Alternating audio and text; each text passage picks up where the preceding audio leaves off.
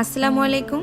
অনেকেই মাংস রান্নার চেয়ে মাছ রান্নাটাকে অনেকটা কঠিন বা ঝামেলার মনে করে থাকে। আবার মাছ রান্না মাংসের চেয়ে তাড়াতাড়ি হয় বলে অনেকের কাছে এই রান্নাটি খুবই সহজ। আজ এমনই একটি সহজ রেসিপি আপনাদেরকে করে দেখাবো তেলাপিয়া মাছ দিয়ে। চলুন তাহলে দেখে নেওয়া যাক রেসিপিটি।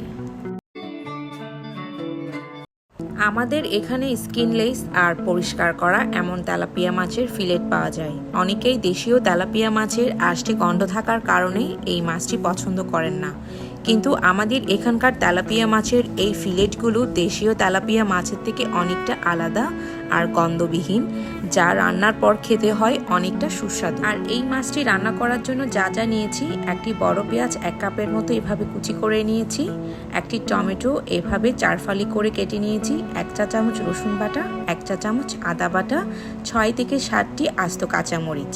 এবার একটি প্যানে 1/4 কাপ বা 4 টেবিল চামচ তেল দিয়ে কুচি করে রাখা পেঁয়াজগুলো দিয়ে দিলাম। এই রান্নায় পেঁয়াজ কুচির পরিমাণটা একটু বেশি করে দিলে রান্নাটি খেতে ভালো হয়। ভালোভাবে নেড়েচেড়ে নিতে হবে এভাবে।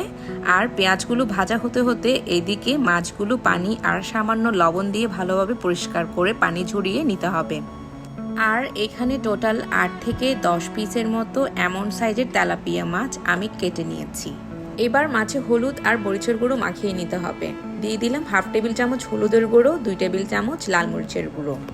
ঝালের পরিমাণটা বুঝে মরিচের গুঁড়ো কম বেশি অ্যাড করে নিতে পারেন। দিয়ে দিলাম 1 টেবিল চামচ লবণ। এবার মাছের সাথে মশলাগুলো ভালোভাবে হাত দিয়ে মাখিয়ে নিতে হবে। আর এইদিকে পেঁয়াজগুলোও বেশ বাদামি হয়ে এসেছে। এই পর্যায়ে দিয়ে দিব রসুন বাটা এবং আদা বাটা। ভালোভাবে মিশিয়ে নিতে হবে। 1 থেকে 2 মিনিট একটু ভেজে নিতে হবে, যাতে করে রসুন আদার কাঁচা স্মেলটা চলে যায়। আর চুলার আঁচ থাকবে এই পর্যায়ে লো টু মিডিয়াম। এবার মাখিয়ে রাখা মাছগুলো সব একটা একটা করে দিয়ে দিতে হবে।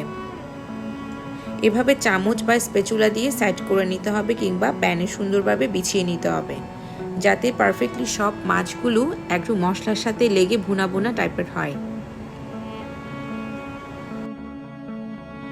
2 থেকে 3 মিনিটের জন্য মাছের এক পাশটা এভাবে রান্না করে নিলেই হবে। আর এইভাবে মাছগুলো এমন ফ্রাই হয়ে আসলে উল্টে দিতে হবে অপর পাশটাও। চুলার আঁচ লো টু মিডিয়ামে রেখে আবারও রান্না করে নিতে হবে প্রায় 3 থেকে 4 মিনিটের জন্য। এবার ঝোলের জন্য দিয়ে দিলাম পানি। মাছ মাখিয়ে রাখা পাত্রে আমি 1.5 কাপের মতো পানি মাছে দিয়ে দিলাম। এই রান্নায় ঝোলের পরিমাণটা একটু কমই থাকে, একটু মাখা মাখা হলেই ঝোলের গ্রেভি দিয়ে খেতে দারুণ লাগে। এবার দিয়ে দিলাম টমেটো। একে একে এবার সব কিছু একসাথে দিয়ে লো আঁচে রান্না করে নিলে কিন্তু এই রান্নাটি হয়ে যাবে। এরপর দিয়ে দিলাম 6 থেকে 7টি আস্ত কাঁচামরিচ এবং শেষ পর্যায়ে দিলাম কিউব করে রাখা কয়েকটি পেঁয়াজের ফালি। এবার চুলার আঁচ একদম লোয়ে রেখে 5 থেকে 6 মিনিটের মতো রান্না করে নিলেই কিন্তু হয়ে যাবে তেলাপিয়া মাছের এই সহজ রান্নাটি। গরম গরম সাদা ভাত দিয়ে এই তেলাপিয়া মাছ আর তার গ্রেভি এবং 1 পিস সাথে টমেটো মেখে খেতে কিন্তু দারুণ হয়েছিল। আর আমার এই রেসিপি ফলো করে রান্নাটি আপনারাও বাসায় খুব সহজে বানিয়ে নিতে পারবেন। আশা করছি ভিডিওটি আপনাদের ভালো লেগেছে। আর ভালো লেগে থাকলে প্লিজ একটি সাবস্ক্রাইব করে পাশে থাকবেন।